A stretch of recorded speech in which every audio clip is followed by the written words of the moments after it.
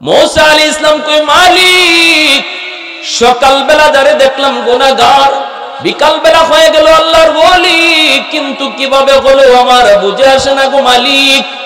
আল্লাহ পাক রব্বুল আমিন এইবার বলেন মূসা আমার বান্দা তার শিশু বাচ্চাটারে কোলে লইয়া জঙ্গলে গেছে তওবার নিয়তে। আল্লাহু আকবার জোরে বলেন। পাহাড়ের উপরে যায় উঠলো, উঠছে পরে শিশু বাচ্চারা জিজ্ঞেস করে বাবা আমাকে পাহাড়ের উপরে আপনি কেন নিয়ে আসলেন? বাবা তখন বলতেছে বাজান ও বাজান এসেছি কেন একটু পরে তুমি বুঝবা। ছেলে বলতেছে আব্বু এত বড় পাহাড়, এই পাহাড়ের চেয়ে বড় কিছু আসেনি? কয় পাহাড়ের চেয়ে বড় জমি। কয় বাবা এর চেয়ে বড় কিছু আছে নাকি? বলে হয় এর চেয়ে বড় সাগর। বলে বাবা এর চেয়ে বড় কিছু আছে নাকি? কয় এর চেয়ে বেশি বড় হলো তোমার বাবার গুনাহ। এই বইলাই বাবা কান্না শুরু করে দিয়েছে আর বলতেছে বাজান আমি আল্লাহর কাছে চোখের পানি জোরে জোরে কাঁদবো আর তুমি আব্বুর সাথে আমিন আমিন বলবা। এখনো খানায় কাবার সামনে মদিনার মানুষ মক্কার মানুষ গুনাহ করলে পরে নিজের হাতটা আল্লাহর করে লাগায়, নিজের সন্তানের হাতটা আল্লাহর করে লাগায়, নিজের সন্তানও বাপ মার পক্ষ থেকে আমিন আমিন কয়। যখনই শিশু বাচ্চারা বাবার পক্ষ হয়ে আমিন কইয়া সুপারিশ করে তখন আল্লাহর রহমতের সাগরে ঢেউ শুরু হয়ে যায়। আল্লাহ পাক কইরে মূসা আমার বান্দা যখনই আমি আল্লাহর কাছে তওবা শুরু করলো, নির্জনে জঙ্গলের মধ্যে যায় যখন চোখের পানি ছাড়া কান্না শুরু করলো আর আল্লাহ আল্লাহ কইয়া আল্লাহর কাছে মাপ চাইতে লাগলো, তখনই দেখি তার শিশু বাচ্চাটাও বাবার সাথে হাত উঠায়া বাবার চোখের পানি দেখা বাচ্চাটাও কান্দে আর বাচ্চাটা কই আল্লাহ তুমি আমার আব্বুরে মাফ করে দাও, আল্লাহ তুমি আমার আব্বুরে মাফ করে দাও। বাবা কয় আল্লাহ তুমি মাফ করো, ছেলে কয় আমিন। রব্বুল আমিন কয় যখনই তার অবুঝ নিষ্পাপ বাচ্চাটা বাবার পক্ষ হইয়া সুপারিশ করে আমিন কইয়া ডাক দেয় তখনই আমার রহমতের সাগরে তখন ঢেউ শুরু হয়ে যায়। আমি তখন তার তওবাটাকে এমন ভাবে কবুল করেছি মূসা শুধু গুনাহ মাফ করছি তা না, সব গুনাহ গুনারে নেকি বানাইয়া জগতের সকল ওলিদের উপরে তার মাকাম দিয়া দিছি। ইল্লা মান তাবা ওয়া আমানা ওয়া আমিলা আমালান সালিহা ফাউলাইকা ইউবাদদিলুল্লাহু সাইয়্যাতিহিম হাসানাত ওয়া কানাল্লাহু গফুরুর রহিমা। আল্লাহ পাক বলেন বান্দা যদি তওবা করো ঈমান আনো নেক আমল করো তাহলে আমি আল্লাহ তোমার গুনাহগুলিকে গুনাহ রাখবো না, গুনাহগুলিকে নেকি দ্বারা পাল্টায় দিব। সুবহানাল্লাহ জোরে বলেন। এজন্য রে ভাই যে যত বড় গুনাহগার সে যদি তওবা করে আল্লাহ তত বড় বুজুর্গ হয়ে যায়, তত বড় ওলি হয়ে যায়, তত বড় আল্লাহ ওয়ালা হয়ে যায়। এজন্যই তো হযরত আবু বকর সিদ্দিক রাদিয়াল্লাহু তাআলা আনহু তিনি হযরত ওমর ফারুক রাদিয়াল্লাহু তাআলা আনহুকে ডাক দিয়ে বলেন ভাই ওমর আমি আবু বকরের মন বলে তোমার জিন্দেগীর নেকি আমি আবু বকরের চেয়ে অনেক বেশি। হযরত ওমর বলেন ভাই আবু বকর কোন যুক্তিতে আমি উমরের জীবনের নেকি বেশি? আপনি হলেন উম্মতের ভিতরে সবচেয়ে দামি, নবীর পরে আপনার স্থান, উম্মতের ভিতরে সবার উপরে হলো আপনার মর্যাদা, আপনার মাকাম। আমি উমর কেমন করে আপনার চেয়ে নেকি বেশি কামাইলাম? কেমন করে আমি জীবনে নেকি বেশি কামাইলাম? কোন যুক্তিতে? সাথে সাথে সিদ্দিক আকবর বলেন ভাই ওমর যুক্তি নাই, তবে আল্লাহর কোরআনের আয়াতের দলিল আছে। কোন সে দলিল? দলিল হলো আল্লাহ কোরআনের ভিতরে সূরা ফুরকানের ভিতরে আল্লাহ বলেছেন যদি কেউ তওবা করে ঈমান আনে নেক আমল করে আল্লাহ তার জিন্দেগীর সব গুনাহকে নেকি বানায় দেয়। তাহলে ওমর তোমার জিন্দেগীর গুনাহ তো আমি আবু বকরের চেয়ে অনেক বেশি, ইসলাম গ্রহণ করার আগে তোমার দ্বারা গুনাহ হয়েছে বেশি, অপরাধ তুমি করেছো বেশি। তুমি তো ইসলাম গ্রহণ করার পর তোমার ওই গুনাহগুলোকে তো আল্লাহ নেকি বানায় দিছি। এতে করে আমার মন বলে আমি আবু বকরের চেয়ে তোমার জিন্দেগির নেকি বেশি হয়ে গেছে। সুবহানাল্লাহ। হযরত ওমর চোখ থেকে ওমরের দরদর করে পানি পড়ে, কান্না শুরু করে দিলেন। কারণ তারা আখিরাতের লাইনে যখন তারা কোনো খুশ খবর শুনতেন, খুশিতে তাদের চোখ দিয়ে পানি চলে আসতো। আল্লাহু আকবার, জোরে বলেন। আমাদের ভিতরে প্রতিযোগিতা হলো দুনিয়া নিয়া, আমাদের ভিতরে প্রতিযোগিতা হলো চেয়ারম্যানি নিয়া, আমাদের ভিতরে প্রতিযোগিতা হলো সম্পদ কামাই নিয়া, কিন্তু সাহাবায়ে কেরামের ভিতরে প্রতিযোগিতা ছিল আখিরাত কামাই করা নিয়া। সিদ্দিক বলেন, ভাই উমর,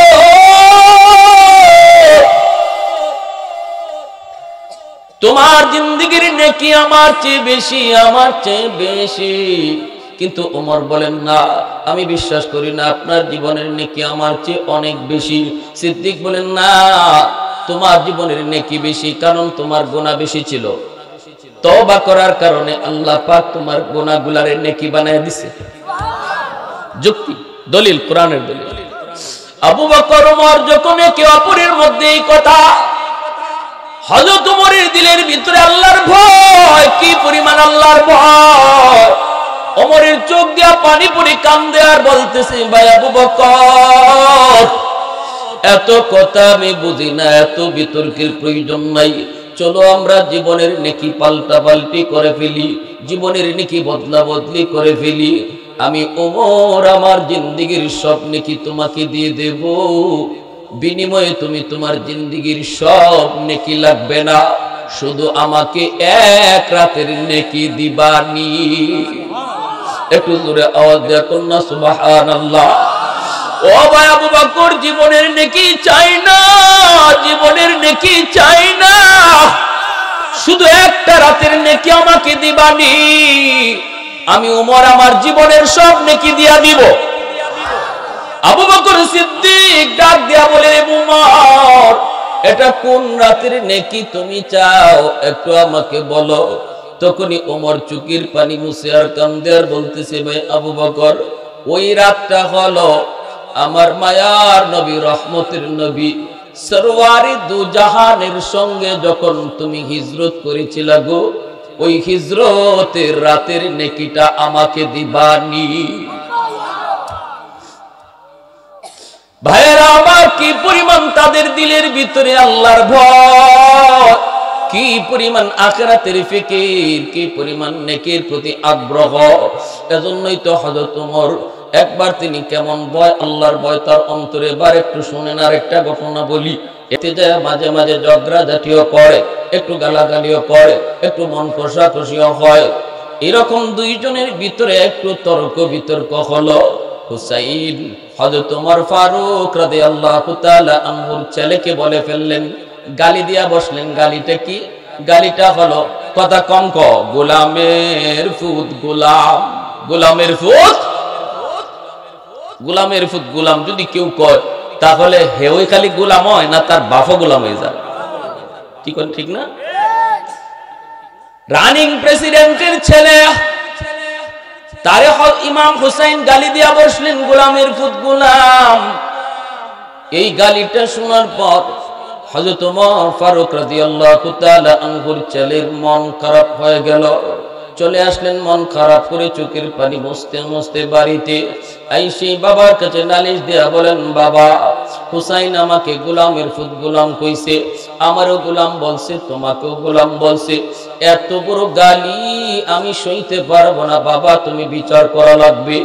হযরত ওমর এই কথা শোনার পর তিনি সাথে সাথে বলতেছেন, কও কি, এত বড় গালি দিছে হুসাইন? বলে হ। সাথে সাথে ওমর তিনি আলী রাদিয়াল্লাহু তাআলা আনহুর কাছে খবর পাঠালেন। আলী এই নিউজ জানার পর হুসাইনকে জিজ্ঞেস করে, কারণ হুসাইন তো আলীর ছেলে। আলী হযরত হুসাইনকে জিজ্ঞেস করে, হুসাইন তুমি কি গোলামের ফুত গোলাম বলে গালি দিছো ওমরের ছেলেকে? হুসাইন বলে, হ বাবা, আমি গোলামের ফুত গোলাম বলছি। মুসলমান কখনো মিথ্যা কথা বলে?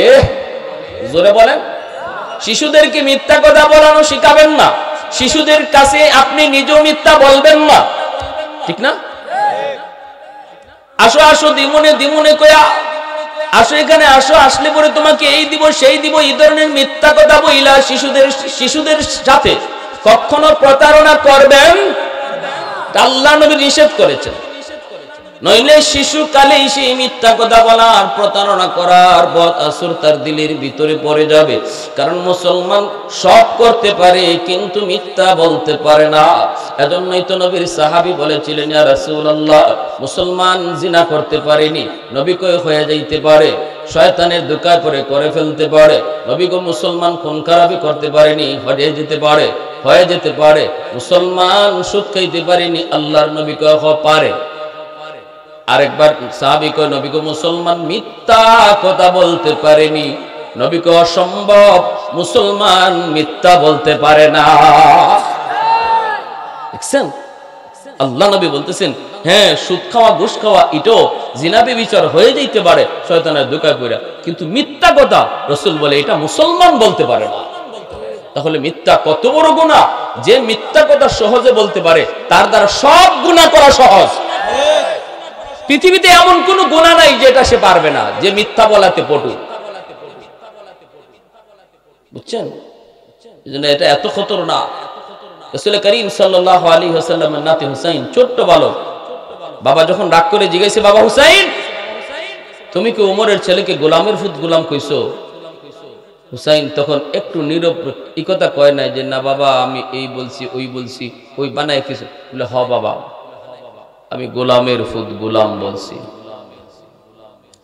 হযরত আলী আসমান যেন ভেঙে পড়লো। আলী এইবার বলতেছে, হুসাইন তুমি এটা কেমন গালি দিছ? একটু চিন্তা করে দেখছো নি, নিজেরা একে অপরকে গোলাম বলতে এটা ভিন্ন কথা, কিন্তু আমিরুল মুমিনিন খলিফাতুল মুসলিমিন অর্ধ পৃথিবীর বাদশা ওমর, তারেও তো তুমি গোলামের ফুত গোলাম কয়ে গোলাম বানায় ফেলছো। এ বাবা এটা কত বড় বিচার জানি হয়, কত বড় বিচার জানি ওমরের আদালতে হয়। এইদিকে সাহাবায়ে কেরাম তারা হোসেনকে বারবার এসে বলতেছে আর বুঝাইতেছে, হোসেন একটা বারের জন্য কথাটা একটু ঘুরায় তুমি বলবা, আগামীকাল বিচার ডাকছে ওমর তার আদালতে। মদিনার সমস্ত সাহাবায়ে কেরামদেরকে ওমর ডাকছেন, সবাইকে হাজির থাকতে বলছেন। সবার কানে কানে পৌঁছে গেল হুসাইনের বিরুদ্ধে বিচার, নবীর কলিজার টুকরা নাতি হুসাইনের বিরুদ্ধে বিচার, যে হুসাইনকে আল্লাহর নবী নিজে ঘোড়া হয়ে তাকে পিঠে চড়াইছেন। আল্লাহু আকবার। যেই হুসাইনের মুখে, যেই হুসাইনের টুটে আর গালে আমার নবীর পাক নবীর দয়ার নবীর চুমু লেগে আছে, সেই হুসাইনের বিচার হবে আজকে ওমরের আদালতে। সাহাবীরা হুসাইনকে বারবার শুধু বলতেছে, হুসাইন একবার শুধু বলবি, আমার মনে নাই আমি কি কইছি, কিন্তু হুসাইনকে অসম্ভব, আমার এখনো মনে আছে, ওমরের সামনে দাঁড়ালেও মনে থাকবে। সুবহানাল্লাহ, জোরে কইবেন না? অথচ 3 জায়গায় মিথ্যা কথা বলা যায়। 3 জায়গায়, কয় জায়গায়? একটা হইল নিজের জান যাওয়ার সম্ভাবনা যদি থাকে যে আপনাকে মেরে ফেলতেছে, এখন আপনার জান চলে যাবে, একটা মিথ্যা কথা না বললে জান চলে যাবে, এই জায়গার ভিতরে শরীয়তে কয় মিথ্যা কথা বলা যায়। 2 নম্বর হলো দুইজন মুসলমানকে মিলায় দেওয়ার জন্য, দুইজন মুসলমান ভাই একজন আরেকজনের সাথে দ্বন্দ্ব, এখানে আপনি মিথ্যা কথা বইলে যদি দুইজনকে মিলায় দেন, দুইজনের ভিতরে মহব্বত তৈরি করে দেন, তাহলে এখানে মিথ্যা বলা শুধু জায়েজ তা না, বরং এখানে মিথ্যা বলার দ্বারা সওয়াব হয়ে যায়।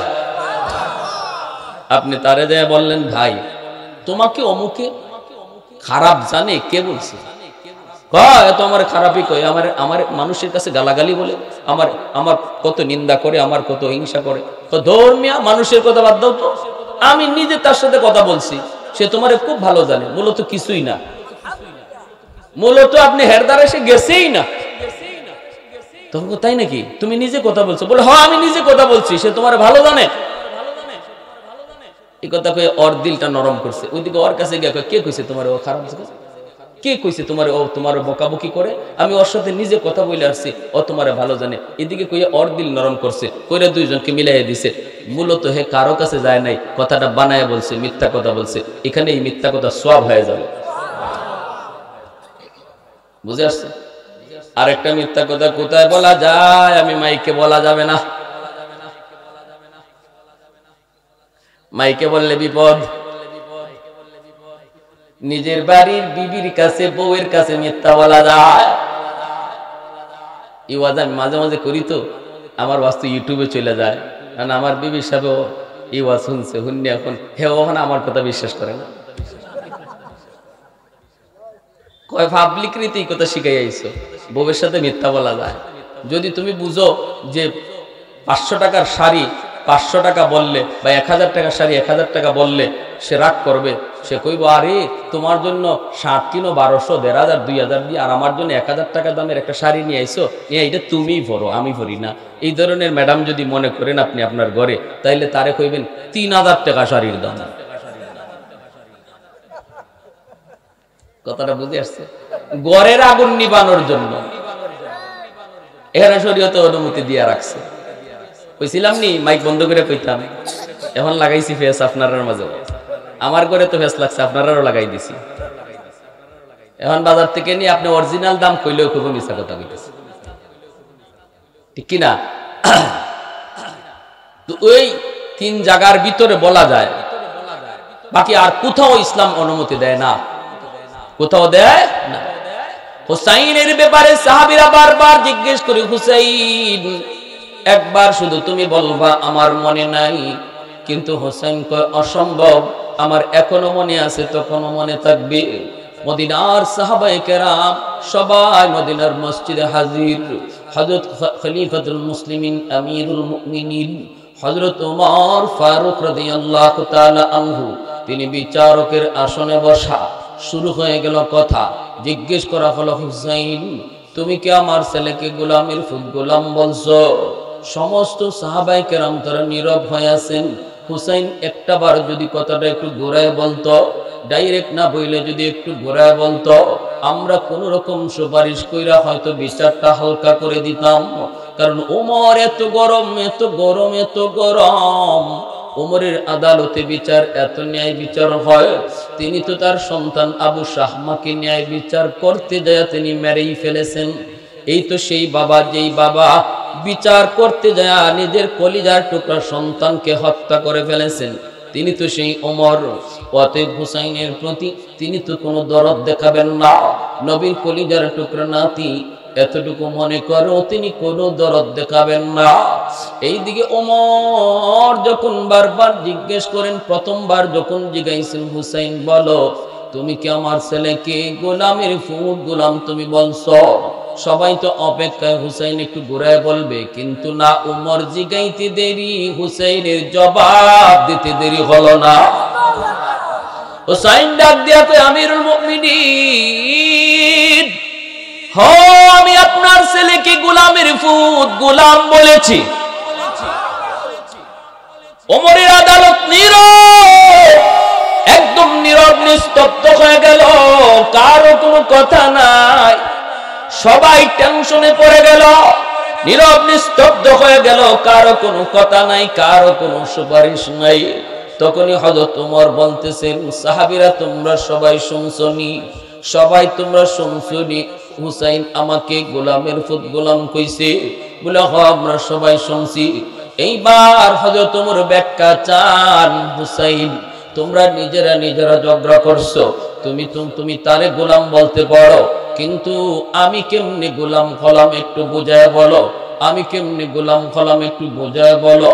এই কথা বলতে হুসাইন ভরা মজলিসে তিনি বলেন, আপনি কি আমার নানা জানের গোলাম ছিলেন না? আপনি কি আমার নানা জানের জুতা আগায়া দেন নাই? আপনি কি আমার নানা জানের ওযুর পানি আগায়া দেন নাই? আপনি কি আমার নানা জানের লাঠি আগায়া দেন নাই? আপনি কি আমার নানা জানের খেদমত করেন নাই? আপনি তো আমার নানার গোলাম, নানার গোলাম। এই কথা বলতে হুসাইন যেই বলছি তো আপনি কি আমার নানার গোলাম না, হযরত ওমর মিম্বর থেকে নাইমিয়া দৌড় দিয়া হুসাইনকে বুকে জড়ায় ধরছে। হুসাইনকে বুকে জড়ায় ধরে কই, সাহাবীরা শুনো, কিয়ামতের মাঠে যদি আল্লাহ আমারে ধরে, আমি তোমাদেরকে সাক্ষী মানবো তোমরা বলবা হুসাইন আমাকে বলেছে আমি তার নানার গোলাম ছিলাম। তোমরা নিজেরা সাক্ষী থাকো। আর হুসাইন তুমি আমাকে কথাটা কাগজের মধ্যে একটু কাগজে কলমে লিখে দিবানি, নিচে তোমার স্বাক্ষরটা দিবানি। জানি না আমার মায়ার নবী দুনিয়া থেকে বিদায়ের পর এই এতদিন চলতে যায় রাজত্ব চালাইতে যায় আমার কোথায় জানি কোন ভুল হয়ে গেছে। কিয়ামতের মাঠে যদি আল্লাহ আমারে জিজ্ঞেস করে ওমর জবাব দে, জবাব দে, জবাব দে, আমি বলবো গোলামের সাথে আবার কিসের জবাব? আমি তো আপনার বন্ধু, আমি তো আপনার হাবিবের গোলাম। হুসাইন বলেছে, নবীর সাহাবীরা সাক্ষী আছে, দোষ যদি হয় মুনিবের হয়, গোলামের কোনো দোষ হয় না। আল্লাহু আকবার। আর একটু জোরে কোন আল্লাহু আকবার। फारूक तेरा नाम से इस्लाम रहेगा, फारूक तेरा नाम से इस्लाम रहेगा, दुनिया की अदालत में तेरा नाम रहेगा, दुनिया की अदालत में तेरा नाम रहेगा, सिद्दीक तेरा नाम से इस्लाम रहेगा, दुनिया की सदाकत में तेरा नाम रहेगा, हैदार तेरा नाम से इस्लाम रहेगा, दुनिया की शजाअत में तेरा नाम रहेगा। मुसलमाনের আওয়াজে বলেন আল্লাহু আকবার। আর একটু জোরে কোন আল্লাহু আকবার। হযরত ওমর বলতেছেন, হুসাইন তুমি আমাকে কাগজে কলমে লিখে দাও। আর বলতেছেন, তোমরা যারা আমার মৃত্যুর সময় তোমরা থাকবা, আমি ওমরের ইন্তেকালের পর যখন আমাকে কবরে রাখবা, তখন হুসাইনের স্বাক্ষর করা কাগজ আমার কবরে দিয়া দিবা। কারণ আমার ভয় হয়, আমার ভয় হয় রাজত্ব চালাইতে কোথায় জানি ওমর আল্লাহর আদালতে ধরা খায় রইছে। এই কাগজের টুকরার উসিলায় ওমর বাঁচতে চায়। কি পরিমাণ ভয় দিলের ভিতরে, অথচ দুনিয়ার থাকতেই জান্নাতের সার্টিফিকেট পাওয়া, দুনিয়ার থাকতেই যিনি জান্নাতের সার্টিফিকেট পাওয়া সাহাবী, কি পরিমাণ ভয় অন্তরের ভিতরে। এজন্যই হযরত ওমর কান্দে আর বলতেছে, ভাই আবু বকর, আমি ওমরের জিন্দেগীর সব নেকি তোমাকে দিয়ে দেব, বিনিময়ে তুমি আমাকে নবীর সাথে হিজরতের রাতের নেকিটুকু তুমি আমাকে দিবানি। যেই রাতে তুমি নবীকে নিয়ে গুহায় আশ্রয় নিয়েছিলা, গুহার মুখে ঢুকে তুমি নবীরে ঢুকতে আগে দাও নাই, আগে তুমি নিজে যায় ঢুকছো আর বলছো, নবী গো গুহার মুখে আপনি একটু দাঁড়ান গো নবী, আমি একটু ভিতরে ঢুকে দেখি ভিতরটা নিরাপদ কিনা, হিংস্র কোন জীব জানোয়ার যদি থাকে আমি আবু বকরের ক্ষতি করব, এতে কোনো উম্মতের বেশি ক্ষতি হবে না। কিন্তু যদি আপনি আগে ঢুকেন আর গুহার ভিতরে কোনো হিংস্র জীব জানোয়ার আপনার কোনো ক্ষতি করে, তাহলে ফাহালাকাতিল উম্মাহ, গোটা উম্মত হালাক হয়ে যাবে। নবী গো আপনি এখানে একটু দাঁড়ান। এই বলে আমার নবীর গুহার মুখে দাঁড় করায়া তুমি ভিতরে যাই ঢুকছো, ঢুকে তুমি সবগুলি গর্তের মুখ বন্ধ করেছো, একটা গর্তের মুখ তুমি বন্ধ করার কাপড় পাও নাই, ওই গর্তটা নিজের পা দিয়ে তুমি ডাইকা রাখছো। এরপরে রহমতের নবীর তুমি ভিতরে ডাক দিছো, নবী ভিতরে ঢুকলে পরে তুমি বলতেছো, নবী গো আপনি ঘুমান। আমার মায়ার নবীর নিজের উরুতে ঘুম তুমি পাড়ায় দিছো রে আবু বকর। ওই দিন তোমার উরুতে দু জাহানের বাদশা ঘুমাইতেছেন, তুমি চোখ জুড়াইয়া দু জাহানের বাদশার চেহারা দেখতেছো। আল্লাহু আকবার জোরে বলেন। তুমি চোখ জুড়াইয়া দু জাহানের বাদশার চেহারা দেখো, অথচ ঘুমের প্রয়োজনটা ছিল তোমার বেশি। 40টা রাত তুমি ঘুমাও নাই। আমার মায়ের নবী কখন এসে আমাকে ডাক দিবে, এজন্য তুমি রাতে ঘুমাও নাই। ঘুমের প্রয়োজন ছিল তোমার বেশি, তুমি নিজে না ঘুমায়া রহমতের নবীরে তুমি ঘুম পাড়াইছো। যেই গর্তটা তুমি পা দিয়ে ডাইকা রাখছো, এই গর্তে ছিল সাপ, সাপে তোমারে দিছে কামড়। এই বিষাক্ত সাপের বিষের যন্ত্রণা দাঁতে দাঁতে কামড় দিয়ে তুমি হজম করেছো, বডিটা তুমি নাড়াচাড়া করো না, কারণ বডি নাড়াইলে রহমতের নবীর ঘুম ভেঙে যাবে। সাপের বিষের যন্ত্রণা হজম করেছো, বডি নাড়াও নাই, নাড়াইলে আমার নবীর ঘুম ভাঙবে। এক ফোঁটা চোখের পানি নবীর গাল মোবারকে পড়লো, নবীজির ঘুম ভেঙে গেল। এরপরে নবীজি তার লপ লাগাই দিলেন, সাপের বিষ পানি হয়ে গেল। ও ভাই আবু বকর, আমি ওমর আমার গোটা জিন্দেগির নেকি তোমাকে দিতে চাই, শুধু ওই একটা রাতের নেকি তুমি আমাকে দিবানি। সিদ্দিক বলে, ভাই ওমর, ওই রাতে আমার কি পরিমাণ নেকি হয়েছে আমি আবু বকর নিজেও জানি না। যদি আমার জানতে হয় তবে নবীর কাছে যাওয়া লাগবে। চলো আমরা দুজন নবীর কাছে যাই, যাইয়া আমি একটু বুঝি, আগে একটু জানি এই রাতে আমার কেমন নেকি হয়েছে। দুজন চলে আসলেন নবীজির দরবারে। আল্লাহর নবীকে জিজ্ঞেস করেন, নবী গো, সালাম জানায় বলতেছেন আমরা একটা সমস্যায় পড়ে এসেছি। নবী বলতেছেন, কি সমস্যা? কয়, ওমর আমাকে জীবনের নেকি দিতে চায়, বিনিময়ে আমার এক রাতের নেকি চায়। আমি তো নিজেও জানি না গো নবী, ওই এক রাতে আমার কেমন নেকি হয়েছে আমি জানি না, জানতে এসেছি আপনার কাছে। আল্লাহর নবী বলেন, কোন রাতের কথা বলে উমর? কয়, সেই রাত হলো আপনার সাথে হিজরতের রাত। রহমতের নবী, দয়ার নবী বলতেছে, আবু বকর, শুধু উমরের জিন্দেগির নেকি না, গোটা উম্মতের নেকি যদি এক পাল্লায় রেখে দেওয়া হয় তবু তোমার এক রাতের নেকির সমান হবে না।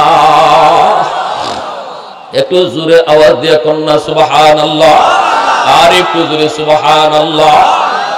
উলফত মে তেরি ওয়াইসিনে দন্দান কো তোরা,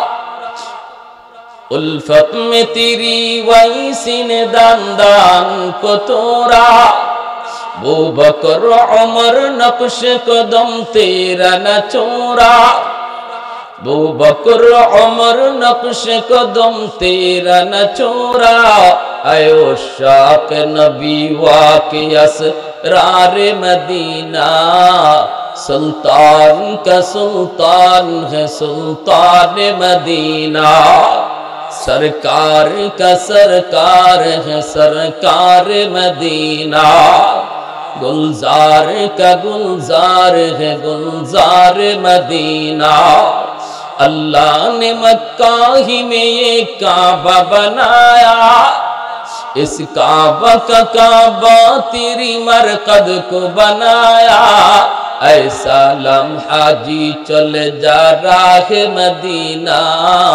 सुल्तान का सुल्तान है सुल्तान मदीना, सरकार का सरकार है सरकार मदीना, गुलजार का गुलजार है गुलजार मदीना। मोहब्बतेर आवाजे बोलें अल्लाहु अकबर, আর একটু জোরে আল্লাহু আকবার। সাথে সাথে আবু বকর সিদ্দিক বলতেছে, ভাই ওমর, যদি এমনই হয় তাহলে আমি বদলাইতে রাজি না। তাহলে বদলাইলে বোঝা গেল টক হয়ে যাবে, ঠিক না? এজন্য ভাইরা মনে রাখবা, তওবার খাতির একজন মানুষ যত তাড়াতাড়ি আল্লাহর ওলি হয়, পৃথিবীতে আর কোনো কাজ এত তাড়াতাড়ি হয় না রে যুবক। এ যুবক প্রাইমারি পাস করতে সময় লাগে, হাই স্কুলে যাইতে সময় লাগে, মেট্রিক পাস করতে সময় লাগে, ব্যবসায়ী হতে সময় লাগে, চাকুরিজীবী হইতে সময় লাগে, সব কাজেই শুধু সময় লাগে। সময় লাগে না শুধু এক কাজেই, সেটা হলো আল্লাহর ওলি হওয়া। আল্লাহর ওলি হওয়া মানুষটা যখন গুনার কথা ইয়াদ করে তওবা করে, তখন আল্লাহ পাক তওবার সাথে সাথে তার নাম ওলির খাতায় উঠায় দেয়। একটু জোরে কন্যা সুবহানাল্লাহ। কারণ তওবার খাতিরে তার আমলনামায় আর কোনো গুনাহ নাই, কিন্তু নেকি আছে কি পরিমাণ? কয় গুনাহ যদ্দুর ছিল অদ্দুর নেকি হয়ে গেছে। সুবহানাল্লাহ, জোরে বলেন। ওলি আল্লাহর ওলি কে? আল্লাহর ওলি কে? আলা ইন্ন ইন্না আউলিয়া আল্লাহি লা খাউফুন আলাইহিম ওয়া লা হুম ইয়াহজানুন। আল্লাহর ওলি যারা, এদের কোনো ভয় নাই, টেনশন নাই, ঠিক কিনা জোরে বলেন? কে আল্লাহর ওলি? কই যার জীবনে গুনাহ নাই। কই গুনাহ করছে না এমন না, কই না না গুনাহ করছে, কিন্তু তওবার খাতিরে এখন গুনাহ নাই, সে আল্লাহর ওলি। গুনাহ হয় নাই তা না, গুনাহ হইছে, তওবার খাতিরে গুনাহ মাফ হইয়া গুনাহ নেকি হয়ে গেছে, সে হলো আল্লাহর ওলি, সেই হলো আল্লাহর ওলি। আপনি আসার আগে, বসার আগে এই জায়গায় নাম ছিল গুনাহগারের খাতায়, কিন্তু বসে বসে যখন আমি তওবা করলাম, আর তওবার একটা নিয়ম শুনেন, তওবা করতে ইমাম সাহেবের হাত ধরা লাগে না, তওবা করতে চেয়ারম্যানের কাছে যাইতে হয় না, তওবা করতে মেম্বারের কাছে যাইতে হয় না, তওবা করতে এমপির কাছে যায় নিজের অপরাধের কথা বলতে হয় না, তওবা করতে খানায় কাবায় গিয়ে হাত লাগাইতে হয় না, তওবা করতে মানুষের কাছে নিজের গুনাহ বলতে হয় না। এই জায়গায় বসে আপনি দিলে দিলে তওবা করবেন। এমনকি গুনার কথা আল্লাহ ছাড়া কারো কাছে বলা নিষেধ, ঠিক না? নিজের বউয়ের কাছেও গুনার কথা বলতে নাই, বন্ধুর কাছে গুনার কথা বলতে নাই, আপনজন কারো কাছে গুনার কথা বলতে নাই। আমি যদি হাসির চলে অথবা আপন মনে করে কাউকে গুনার কথা বলে ফেলি, কিয়ামতের ময়দানে সেই হবে আমার দুশমন, বলবে আল্লাহ তুমি তারে কেমনে মাপ দিতেছো? আমি নিজে সাক্ষী সে এই গুনাহটা করছে। তাহলে কারে গুনার কথা শুনাইতেছো যুবক? আইসা আইসা কারে গুনার কথা শুনাইতেছো? যারে গুনার কথা শুনাইতেছো আপন ভেবে, সে দুনিয়াতে যদি তোমার বিপদে নাও ফেলায়, কিয়ামতের মাঠে বিপদে, কিয়ামতের মাঠে বলবে আল্লাহ তারে মাপ দিতে পারো না, তার গুনার খবর আমার আছে। আল্লাহ বলে বান্দা তুই যদি শুধু আমারে জানাইতি, আমি দুনিয়াতে যেভাবে গোপন রাখছিলাম, হাসরের মাঠেও এখন গোপন রেখে দিতাম, এখন তোর গোপন রেখে মাফ করে দিতাম, আমি মাফ করে দিতাম। কিন্তু আরেকজনকে তো সাক্ষী বানায় নিছ, এখন তার সামনে আমি দিই কিভাবে? আল্লাহর আদালতে ইনসাফের বিচার হবে, ঠিক কিনা জুড়ে বলেন? আল্লাহ পাক ইনসাফের বিচার প্রতিষ্ঠা করবে হাসরের মাঠে। আমার ভাইরা, এজন্য বলতেছিলাম গুনার কথা কারো কাছে বলতে হয় না। মুসা আলাইহিস সালাম একদিন আল্লাহকে বলতেছেন, আল্লাহ এই বর্তমান জমানার সবচেয়ে বড় গুনাহগার নাফরমান কে, আমারে কি একটু দেখাইবা? মুসা আলাইহিস সালামের নাম আছিল কি? কালিমুল্লাহ, আল্লাহর সাথে কথা বলতেন, ঠিক না? মুসা আলাইহিস সালাম একদিন বলেন, আল্লাহ এই জমানার সবচেয়ে বড় নাফরমান, সবচেয়ে বড় গুনাহগার কে, আমাকে একটু দেখাবা তুমি? আল্লাহ পাক বলেন, দেখতে চাও? বলে হ্যাঁ। কে কত বড় গুনাহগার এটা আল্লাহ ছাড়া তো আর কেউ জানে না। তো মুসা আলাইহিস সালামকে আল্লাহ বলতেছেন, যাও অমুক রাস্তার মুখে, 3 রাস্তার মুখে যেয়ে দাঁড়াও, 3 রাস্তার মোড়ে দাঁড়াবা, আর ওই দিক থেকে একটা মানুষ বাচ্চা কুলে নিয়ে আসবে, আর তার চেহারার দিকে তাকায়া বুঝবা এই হলো দুনিয়ার সবচেয়ে বড় নাফরমান। এত বড় এত গুনাহ তার মতো আর কেউ করে নাই, সে যত গুনাহ করেছে। মুসা আলাইহিস সালাম এখানেই যেয়ে দাঁড়াইছেন, দাঁড়ায় লোকটারে দেখছেন, দেখে তিনি চলে আসছেন, শুধু গুনাহগারের চেহারাটা দেখে আইছেন। এইবার সন্ধ্যার সময় মুসা আলাইহিস সালামকে, আল্লাহ গুনাহগার তো দেখলাম, কিন্তু এই জমানার সবচেয়ে বড় ওলি কে, সবচেয়ে বড় ওলি কে, তার একটু দেখাবা? আল্লাহ পাক বলে, মুসা তোমার পরে যার মর্যাদা এই জমানায় আমি আল্লাহর কাছে সবচেয়ে বেশি, তারে তো দেখতে চাও? বলে হ, গুনাহগার তো দেখছি, এবার তারে একটু দেখি। আল্লাহ বলে, যেখানে সকালে দাঁড়াইছো ওখানে যে আবার দাঁড়াও, দেখবা ওই দিক থেকে একটা মানুষ আসতেছে, উল্টা দিক থেকে, সেই হলো এই জমানার সবচেয়ে বড় ওলি। মুসা আলাইহিস সালাম তিনি বিকাল বেলা ওই জায়গাতেই দাঁড়ালেন। সকালে যেখানে দাঁড়ায় তিনি নাফরমান দেখছেন, গুনাহগার দেখছেন, বিকাল বেলা তিনি ওই জায়গায় দাঁড়ায় আল্লাহর ওলি তিনি দেখবেন। অপেক্ষা করে তাকায় দেখেন বিকালে ওই দিক থেকে আল্লাহর ওলি হইয়া যে ফিরতেছে, সে আর কেউ নয়, সকালে যে গুনাহগার হইয়া গেছিল ওই দিকে, বিকালে সে আল্লাহর সবচেয়ে বড় ওলি হইয়া ফিরতেছে। সুবহানাল্লাহ, জোরে আওয়াজ দিয়ে সুবহানাল্লাহ। প্রশংসা করব কার? আর একটু জোরে বলেন কার?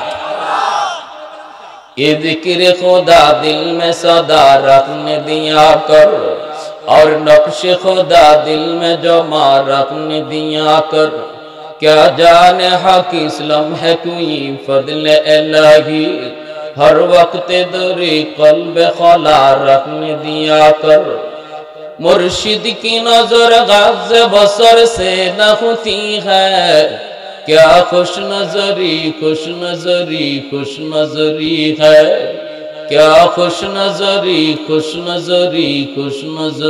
है दिल तोड़ के दिल जोर दिया सबका खुदा से क्या दिल शिकानी है আল্লাহু আকবার। তো এই ধরনের তওবা করার মানসিকতা কখন আসবে? যখন আরেকজন আল্লাহর ওলির সোহবতে আপনি আসবেন।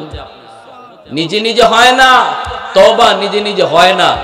একজন আল্লাহওয়ালার সোহবতে যখন আপনি আসবেন তখন আপনার গুনাহ থেকে বেঁচে আসার, গুনাহ থেকে উপরে আসার, গুনাহ থেকে বের হয়ে আসার মানসিকতা তৈরি হবে আল্লাহওয়ালাদের সোহবতে গেলে, ঠিক কি না? ইয়া আইয়ুহাল্লাযীনা আমানুত্তাকুল্লাহ ওয়া কুনু মা'আস সাদিকিন।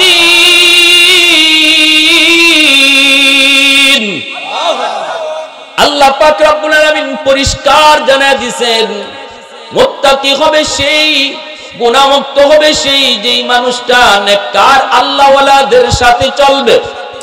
মুসা আলাইহিস সালাম কই, মালিক সকালবেলা যারে দেখলাম গুনাহগার, বিকালবেলা হয়ে গেল আল্লাহর ওলি, কিন্তু কিভাবে হলো আমার বুঝে আসে না গো মালিক।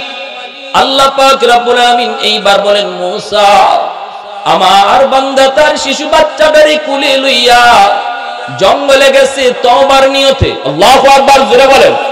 পাহাড়ের উপরে যায় উঠলো, উঠছে পরে শিশু বাচ্চারা জিজ্ঞেস করে, বাবা আমাকে পাহাড়ের উপরে আপনি কেন নিয়ে আসলেন? বাবা তখন বলতেছে, বাজান ও বাজান এসেছি কেন একটু পরে তুমি বুঝবা। ছেলে বলতেছে, আব্বু এত বড় পাহাড়, এই পাহাড়ের চেয়ে বড় কিছু আসেনি? কয় পাহাড়ের চেয়ে বড় জমিন। কয় বাবা এর চেয়ে বড় কিছু আছে নাকি? বলে হয় এর চেয়ে বড় সাগর। বলে বাবা এর চেয়ে বড় কিছু আছে নাকি? কয় এর চেয়ে বেশি বড় হলো তোমার বাবার গুনাহ। এই বইলাই বাবা কান্না শুরু করে দিয়েছে আর বলতেছে, বাজান আমি আল্লাহর কাছে চোখের পানি জোরে জোরে কানবো আর তুমি আব্বুর সাথে আমিন আমিন বলবা। এখনো খানায় কাবার সামনে মদিনার মানুষ, মক্কার মানুষ গুনাহ করলে পরে নিজের হাতটাও আল্লাহর করে লাগায়, নিজের সন্তানের হাতটাও আল্লাহর করে লাগায়, নিজের সন্তানও বাপমার পক্ষ থেকে আমিন আমিন কয়। যখনই শিশু বাচ্চারা বাবার পক্ষ হয়ে আমিন কইয়া সুপারিশ করে, তখন আল্লাহর রহমতের সাগরে ঢেউ শুরু হয়ে যায়। আল্লাহ পাক কইরে, মুসা আমার বান্দা যখনই আমি আল্লাহর কাছে তওবা শুরু করলো, নির্জনে জঙ্গলের মধ্যে যায় যখন চোখের পানি ছাড়া কান্না শুরু করলো আর আল্লাহ আল্লাহ কইয়া আল্লাহর কাছে মাপ চাইতে লাগলো, তখনই দেখি তার শিশু বাচ্চাটাও বাবার সাথে হাত উঠায়া বাবার চোখের পানি দেখা বাচ্চাটাও কান্দে আর বাচ্চাটা কই, আল্লাহ তুমি আমার আব্বুরে মাফ করে দাও, আল্লাহ তুমি আমার আব্বুরে মাফ করে দাও। বাবা কয়, আল্লাহ তুমি মাফ করো। ছেলে কয়, আমিন। রব্বুল আলামিন কয়, যখনই তার অবুঝ নিষ্পাপ বাচ্চাটা বাবার পক্ষ হইয়া সুপারিশ করে আমিন কইয়া ডাক দেয়, তখনই আমার রহমতের সাগরে তখন ঢেউ শুরু হয়ে যায়। আমি তখন তার তওবাটাকে এমন ভাবে কবুল করেছি, মুসা শুধু গুনাহ মাফ করছি তা না, সব গুনাহ গুনাহের নেকি বানাইয়া জগতের সকল ওলিদের উপরে তার মাকাম দিয়া দিছি। এই জগতের সকল ওলিদের উপরে তার মাকাম আমি আল্লাহ দিয়ে দিছি। আল্লাহু আকবার। এজন্য আমার ভাইরা বন্ধুরা, সকালবেলা ছিল দুনিয়ার সবচেয়ে বড় নাফরমান, বিকালে হয়ে গেল আল্লাহর সবচেয়ে বড় ওলি। এজন্য বলতেছি আল্লাহর ওলি হওয়া দুনিয়াতে সবচেয়ে সহজ। এত সহজ আর কোনো কাজ নাই, এত সহজ আর কোনো কাজ নাই। এ যুবক, এজন্য বলি মনে রাখবা, যদি আল্লাহকে পেতে চাও, খাটি দিলে তওবা করতে চাও, যদি তুমি মুত্তাকি হতে চাও, তাহলে মুত্তাকি বান্দাদের সাথে সম্পর্ক তৈরি করো। ভাইরা বন্ধুরা, আপনাদের এই এলাকার আপনাদের মাঝে যিনি আছেন আল্লাহর বহুত বড় একজন বুজুর্গ। ভাইরা বন্ধুরা, সিলসিলা অনেক সহি, খাঁটি এবং নির্ভেজাল একটা তরিকা, ঠিক কিনা জোরে বলেন। অতএব যুবক মনে রাখবা, ভেজাল চতুর্দিকে আছে। আমি যদি এক জায়গায় এঙ্গেজ থাকি, তাহলে আরেক জায়গায় কোনো বন্ধ জায়গায় আমাকে ডাকবে না। ঠিক না? শয়তান সর্বদা ওই মানুষটারে ডাকে যে খালি আছে, আর যে খালি নাই, কোনো দিকে এঙ্গেজ আছে, কারোর সাথে সম্পর্ক রাখে, তখন শয়তান তার কাছে আসে না। ঠিক কিনা জোরে বলো? শয়তান তার কাছে কুমন্ত্রণা দিতেও আসে না। এজন্য আমরাও আমাদের কর্মজীবনে, আমলি জীবনে, রাসূল বলেন আলাইকুম বিমুজালাসাতিল উলামা, তোমরা সর্বদা উলামায়ে কেরামের সাথে মিলেমিশে চলবা, তাদের সাথে সম্পর্ক রেখে চলবা, তাদের পরামর্শ নিয়ে চলবা, তাহলে আল্লাহ তোমার মহাদৌলত ঈমান শয়তানের হামলা থেকে আল্লাহ হেফাজত করবে। শয়তানের হামলা থেকে এই ফিতনার জমানায় যদি আমাদের বাঁচতে হয়, তাহলে অবশ্যই আল্লাহওয়ালাদের সোহবতে থাকতে হবে, আল্লাহওয়ালাদের সোহবতে যেতে হবে। খাঁটি তওবা যদি আমাদের নসিব করতে চাই, খাঁটি তওবা যদি আমি নিজেও চাই, তাহলে খাঁটি আল্লাহওয়ালাদের কাছে যাওয়া লাগবে। ঠিক কিনা জোরে কর, আর একটু জোরে বলেন ঠিক কিনা আমার ভাইরা। এজন্য বলতেছিলাম প্রত্যেকে আমরা দোয়া করি, আর বিশেষ করে আমরা প্রত্যেকেই সর্বদা খেয়াল রাখি যে কোথায় কোন জায়গায় একজন খাঁটি আল্লাহওয়ালা আছেন। আপনারা তো সহজে পেয়ে গেছেন, আপনাদের মাঝে কাছে, দূরে যাওয়ার প্রয়োজন নাই। কিন্তু যেখানে খাঁটি আল্লাহওয়ালা নাই, যদি সফর করেও যাইতে হয় কয়েক জেলা পার হইয়া, তবুও তার কাছে যাইতে হবে নিজেকে জাহান্নামের আগুন থেকে বাঁচানোর জন্য। ঠিক কিনা? নিজেকে জাহান্নামের আগুন থেকে বাঁচানোর জন্য যদি তোমাকে পাড়ি দিতে হয়, তখন তোমাকে জেলার জেলা পাড়ি দিয়েও যেতে হবে। খুশনসিব আপনাদের, আল্লাহ আপনাদেরকে কবুল করেন, এই মাদ্রাসাকে আল্লাহ কবুল করেন। এখানে যে আল্লাহর ওলি শুয়ে আছেন খলিফায়ে চরমোনাই রাহিমাহুল্লাহ, তার কবরখানাকে আল্লাহ পাক জান্নাতের উঁচু মাকাম বানায় দেন, এবং তার জানেশীন যিনি বসা আছেন, আল্লাহ তার নেক হায়াতের ভিতরে বরকত দান করেন। সবাই বলেন আমিন, আরো জোরে বলেন আমিন। ওয়া আখির দাওয়ানা আনিল হামদুলিল্লাহি রাব্বিল আলামিন।